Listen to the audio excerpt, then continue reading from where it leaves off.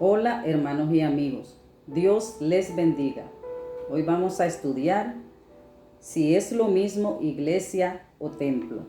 Eso lo vamos a ver en Mateo capítulo 16, versículo 18, que dice así la palabra. Y yo también te digo que tú eres Pedro, y sobre esta roca edificaré mi iglesia, y las puertas del Hades no prevalecerán contra ella. Vamos a enfocarnos en la palabra iglesia. Otro día vamos a estudiar el versículo. Las personas hoy en día tienen su propio concepto de lo que es la iglesia, que han sido nombradas por la religión, la cultura y la sociedad. Algunos piensan que la iglesia es un edificio o un lugar especial donde los cristianos van a adorar a Dios los domingos. Otros piensan que la iglesia es una organización de personas que están de acuerdo con la enseñanza. Y otros piensan que la iglesia es un grupo de personas que realizan obras de caridad para el beneficio de la sociedad. Vamos a estudiar de acuerdo a la palabra de Dios qué significa iglesia y templo. Primero miremos iglesia. La primera vez que se menciona la palabra iglesia en la Biblia la hace nuestro Señor Jesucristo. Eso lo hace en Mateo capítulo 16, versículo 18. A partir de ahí es que comenzaron a utilizar la palabra iglesia. Jesús utiliza en iglesia la palabra griega eclesía, que significa llamado a salir. También significa asamblea, congregación religiosa, asamblea de cristianos, comunidad cristiana de miembros en la tierra o santos en el cielo. Por lo tanto, Jesús nos está diciendo que la iglesia es la congregación o asamblea de cristianos que fueron llamados a salir del mundo por Dios, o sea, apartados por Dios para que hagan su voluntad. Luego Jesús expresa en Mateo capítulo 16, versículo 18, mi iglesia. O sea que la iglesia o congregación le pertenece a Él, a nuestro Señor Jesús. La historia de la redención demuestra que los propósitos de Dios no están limitados a la redención de individuos. La intención divina fue formar pueblos de toda raza, lengua y nación. Por eso Jesús nos redimió con su sangre. Ahí Él compró gente de toda raza, lengua y nación, como sale en Apocalipsis capítulo 5, versículo 9. Es ahí la expresión de Jesús, mi iglesia, porque Él la compró a precio de sangre. Toda la iglesia o congregación le pertenece a Jesús, a nadie más. La iglesia como pueblo de Dios se observa como un término de creyentes, tantos judíos como gentiles. También vamos a ver la iglesia como cuerpo de Cristo. La descripción de la iglesia como cuerpo de Cristo indica el gobierno de Jesús sobre la comunidad. Jesús ejerce sobre la iglesia su soberanía mediante el Espíritu Santo y por su palabra. Jesús, por su redención, recibe la designación de cabeza de la iglesia. Eso sale en Colosenses capítulo 1, versículo 18, que dice así la palabra. Y Él es la cabeza del cuerpo, que es la iglesia, el que es el principio y el primogénito de entre los muertos, para que en todo tenga la preeminencia. También sale en Efesios capítulo 5, versículo 23, que dice así: así como Cristo es cabeza de la iglesia, la cual es su cuerpo y es su Salvador. Así observamos que Pablo en repetidas ocasiones denomina a la iglesia cuerpo de Cristo, creyentes unidos a Cristo Jesús en su muerte y resurrección. Por lo tanto, la persecución a la iglesia es la persecución a Jesucristo mismo. Por eso debemos pensarla bien antes de hacer una persecución a cualquier miembro de la iglesia, porque son el cuerpo de Cristo. A veces los hermanos, los mismos cristianos, le hacemos persecución a la iglesia. hablando mal de las personas de los congregados. La expresión el cuerpo muestra la unidad de los creyentes en Cristo y enfatiza los diferentes roles y dones de los creyentes. Eso sale en 1 Corintios capítulo 12, versículos del 12 al 31. El liderazgo de Jesús muestra que los creyentes están sujetos a aquel que los amó y los compró con su sangre. Sale en Efesios capítulo 23, versículo 27. El cuerpo de Cristo no solo se refiere a la Iglesia universal, sino que también se aplica a cada congregación local del creyente. Pablo enseña que Dios ha dotado a los miembros de la congregación o iglesia para que se edifiquen mutuamente para la gloria de Dios. Sale en 1 Corintios capítulo 12, versículo del 1 al 31.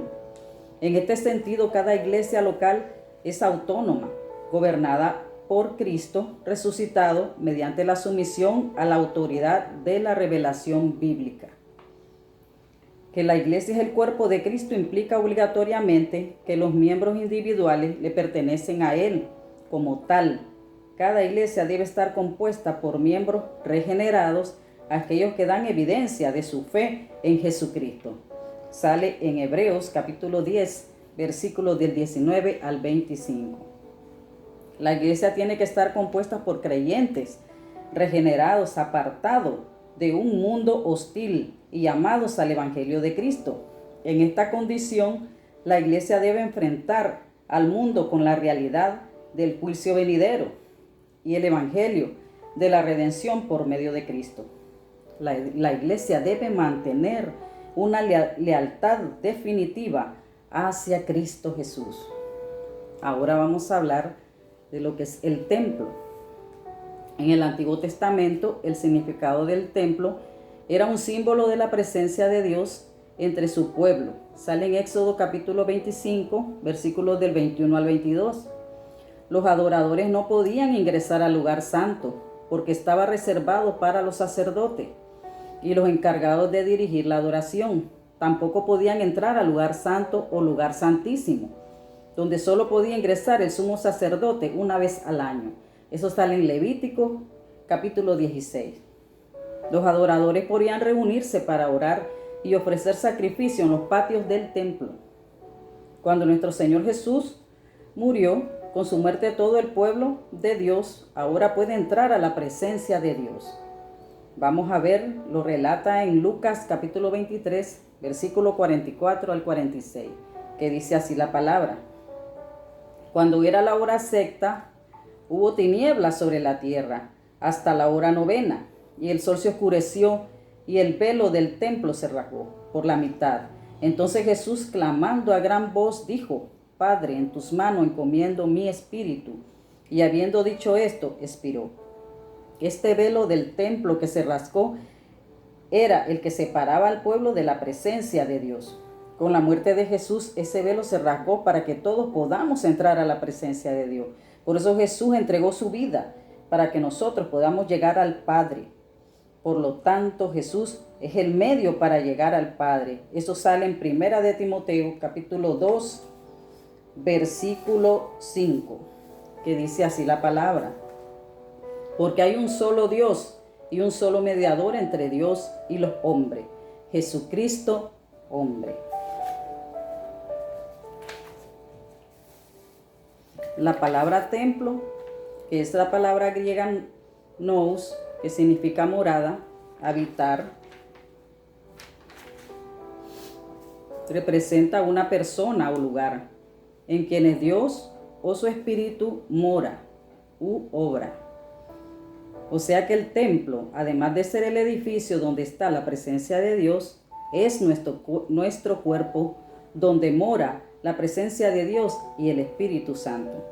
Jesús dijo en Juan capítulo 2, versículo 19, respondió Jesús y les dijo: destruir este templo y en 3 días lo levantaré.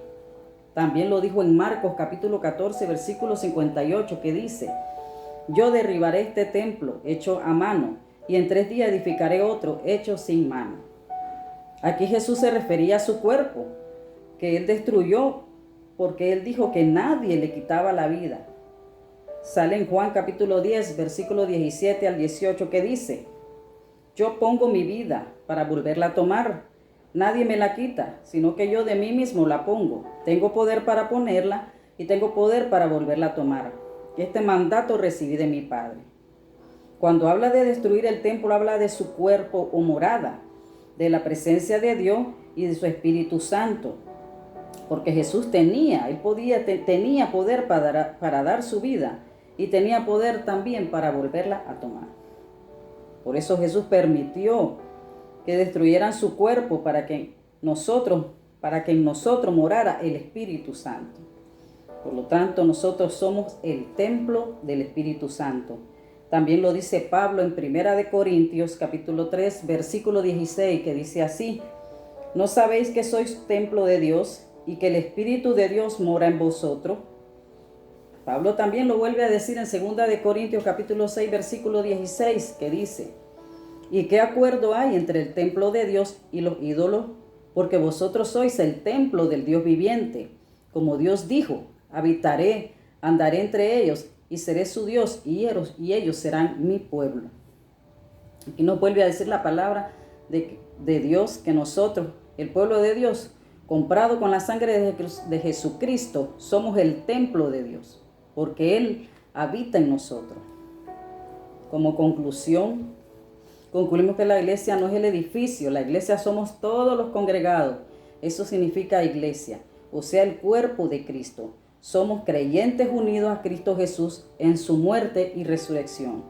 Y tenemos que presentarnos, como nos dice Efesios capítulo 5, versículo 27, que dice: a fin de presentarle a sí mismo una iglesia gloriosa, que no tuviese mancha ni arruga, ni cosa semejante, sino que fuese santa y sin mancha.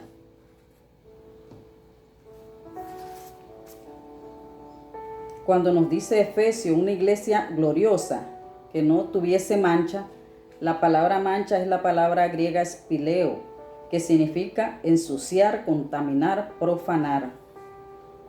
Y la palabra santa en griego aquí es hagios, que significa sagrado, puro, en lo físico y lo moral, refiriéndose a aquellos que son purificados y santificados por la influencia del Espíritu Santo. La palabra griega de santo es hagios. La segunda palabra que utiliza Efesios en la oración, sino que fuese santa y sin mancha. Sin mancha es la palabra griega amomos, que significa sin culpa, sin defecto, irreprensible. O sea que las dos palabras significan dos cosas diferentes. Primero dice que no tuviese mancha, ni arrugas, ni cosas semejantes, sino que fuese santa y sin mancha. La primera palabra mancha dijimos que significaba ensuciar, contaminar y profanar. Y la segunda palabra significa sin culpa, sin defecto, irreprensible. Lo que quiere decir es que tenemos que presentarnos ante Dios una iglesia que no esté sucia, contaminada, profanada, sino una iglesia santa en lo físico y lo moral, dejándonos purificar y santificar por el Espíritu Santo de Dios, para que Dios nos encuentre sin culpa, sin defecto, irreprensible. Así quiere Dios hallar a su iglesia. Una iglesia sin culpa, sin defecto, irreprensible, para así ser templo del Espíritu Santo, ya irreprensible, obedientes a la palabra de Dios. El Espíritu Santo habitará en nosotros. Recordemos que dice la palabra, que sin santidad nadie verá al Señor. Eso sale en Hebreos capítulo 12, versículo 14. Sin santidad nadie verá al Señor. ¿Y quién es el que nos santifica? El Espíritu Santo, que nos va convenciendo de justicia, de pecado y de juicio. Ese cambio lo va haciendo día a día, un día mejor que otro. Así vamos cada día mejor. El Espíritu Santo nos va santificando hasta llegar a la presencia de Dios santo como Él quiere. Porque sin santidad no lo podemos ver. Por lo tanto, la iglesia o congregación somos todos los que nos reunimos en asamblea, no el edificio. El templo es donde llegamos a adorar a Dios y a la vez cada uno de nosotros somos el templo del Espíritu Santo. Miremos cuán grandes privilegios nos dio el Padre y el Hijo, que habite en nosotros el Espíritu Santo. Por eso valió la pena el sacrificio de Jesucristo, porque en muchas personas mora el Espíritu Santo. Son cristianos obedientes a la palabra o voluntad del Padre, haciendo valer de esta manera el sacrificio de Cristo Jesús. Así aprendimos que es la iglesia y el templo. Yo también no sabía que era la iglesia y el templo hasta que estudié. Y me di cuenta que la iglesia somos todo lo que el Señor Jesucristo viene por su iglesia, una iglesia sin mancha y sin arruga. Somos todos nosotros, no es el edificio. Y el templo es el edificio y a la vez es nuestro cuerpo en donde mora el Espíritu Santo. Eso lo acabo de aprender. Espero que les guste y hayan aprendido también así como yo lo hice. Ahora ya sé que todos los congregados somos la iglesia y el templo es donde nos vamos a congregar. Y el Espíritu Santo mora en nosotros que somos su templo. Espero hayan aprendido. Dios bendiga a su familia, bendiga todo lo que toque en sus manos, en el nombre que es sobre todo nombre, el nombre de nuestro Señor Jesucristo. Amén.